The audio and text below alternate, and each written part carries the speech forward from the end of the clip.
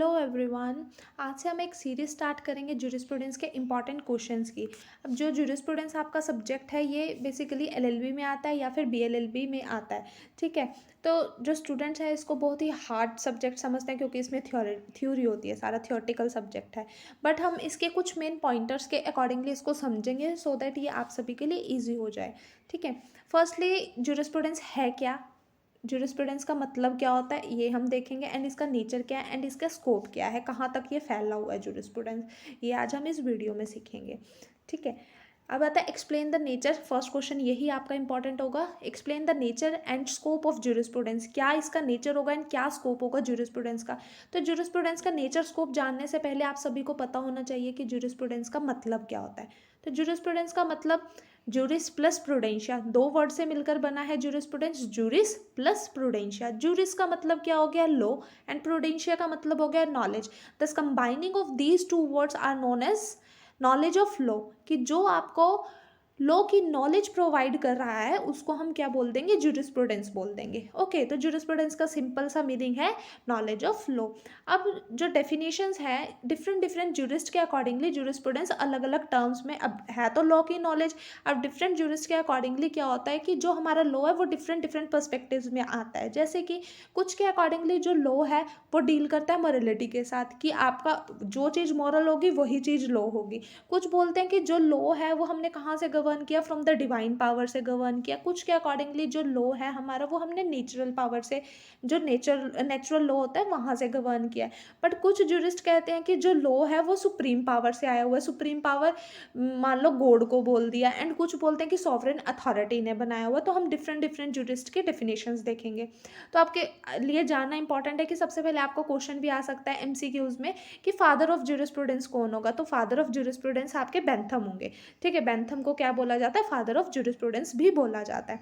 अब बेंथम की ही हम डेफिनेशन देखते हैं। बेंथम के अकॉर्डिंगली जूरिस्प्रूडेंस को उन्होंने किन दो पार्ट्स में किस तरह से उन्होंने बताया कि लॉ क्या है। बेंथम ने डिवाइड किया हमारे जूरिस्प्रूडेंस को, कि जो जूरिस्प्रूडेंस है वो दो पार्ट में डिवाइड होता है। एक होता है एक्सपोजिटोरियल लॉ, एक होता है सेंसोरियल लॉ। जो एक्सपोजिटोरियल लॉ होता है उसमें वो कहते हैं कि जो लॉ है उसका मतलब है व्हाट ought टू बी, कि लॉ कैसा होना चाहिए, कि क्या क्या क्या हम उसमें चेंजेस कर सकते हैं, क्या लेकर आ सकते हैं, कैसा होना चाहिए, उसको बोला उन्होंने एक्सपोजिटोरियल लॉ।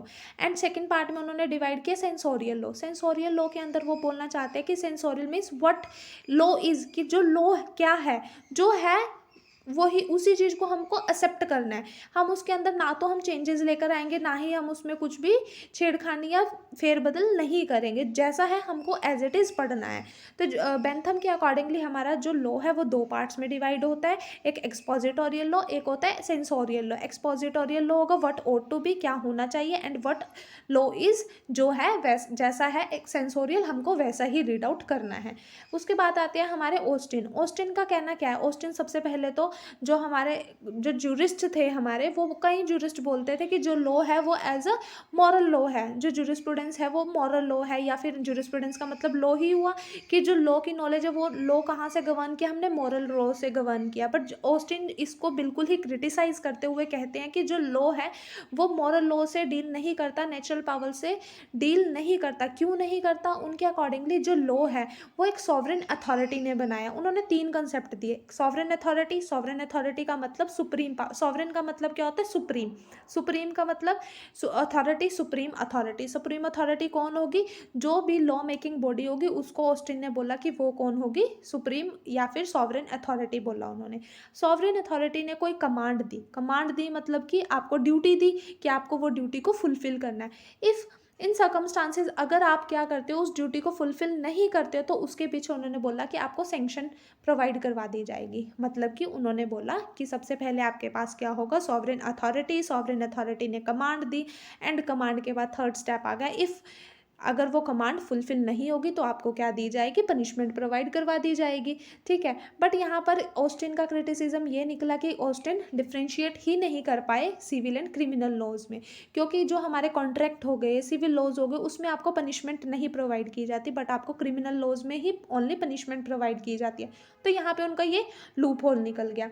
तो इस तरह से डिफरेंट जूरिस्ट ने अब एक जुलिस्टोन के अकॉर्डिंगली जो हमारा जूरिस्प्रूडेंस है वो क्या, वो बोलते हैं लॉयर्स का एक्स्ट्रावर्जन है।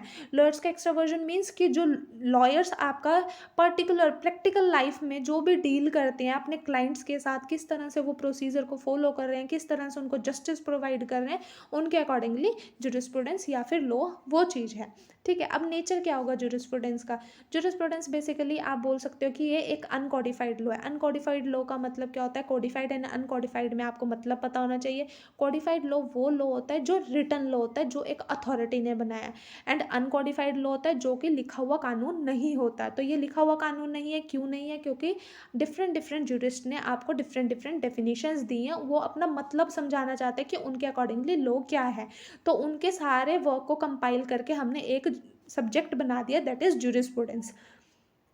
उसके बाद आएगा it is common law in all country. ये कॉमन लॉ है हर कंट्री का। जो आज हम यहाँ पर जूरिस्प्रूडेंस पढ़ रहे हैं वही जूरिस्प्रूडेंस यूएसए में भी पढ़ा जा रहा है। उनके अकॉर्डिंग वो भी उन्हीं जूरिस्ट की डेफिनेशंस को रीड आउट कर रहे हैं। ये डिफरेंट डिफरेंट लाइक हमारा मान लो इंडियन क्रिमिनल लॉ है, अलग है, बीएनएस आ गया है, ठीक है, ये सब अलग हैं। एंड जो यूएसए का होगा वो अलग होगा, यूके का होगा वो अलग होगा। तो हर कंट्री का लॉ डिफरेंट होता है, बट जूरिस्प्रूडेंस क्या है? कॉमन है हर कंट्री के लिए। नेक्स्ट आएगा आपका nature. This law has been developed and not enacted by the legislation. जो ये हमारा लॉ है वही हमने अनकोडिफाइड लॉ में पढ़ा कि जो अनकोडिफाइड लॉ होता है वो एक बनाया हुआ कानून होता है। बनाता कौन है? लेजिस्लेटिव पावर बनाती है। लेजिस्लेटिव क्या है? लॉ मेकिंग बॉडी है ना। तो हमारे 3 ऑर्गन्स होते हैं गवर्नमेंट के, कौन कौन से? फर्स्ट होगा executive, judiciary and legislative. Legislative, executive and judiciary. Legislative आपका लॉ बनाती है, एग्जीक्यूटिव उसको इन्फोर्स करती है, एंड जो हमारा जुडिशरी है वो उसको इंटरप्रेट करती है। ठीक है, तो ये क्या है? किसी लेजिस्लेटिव बॉडी ने नहीं बनाया है, ये एक डेवलप हुआ कानून है आपका।